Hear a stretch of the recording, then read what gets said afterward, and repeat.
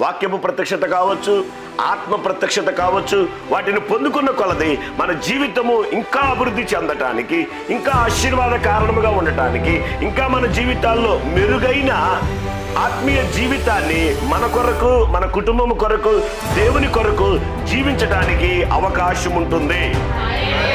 హల్లెలూయా, హల్లెలూయా. కాబట్టి గమనించండి, మనము ఆదాయం పెరగాలని ఆశపడి ఉంటాం, మంచిదే. లేదా ఇంకా పెద్ద పెద్ద కార్లు కావాలని కోరుకుంటాము, ఇంకా పెద్ద గొప్ప కావాలని కోరుకుంటాం. ఇవన్నీ తప్పని నేను అనను, కానీ వీటన్నిటికీ ముందు మన ఆత్మీయ అవగాహన అనేది, దేవుని ప్రత్యక్షత అనేది చాలా ప్రాముఖ్యమైనది. ఆ ప్రత్యక్షతను పొందుకునే కొలది నీ ఆలోచన విధానం మారుంది.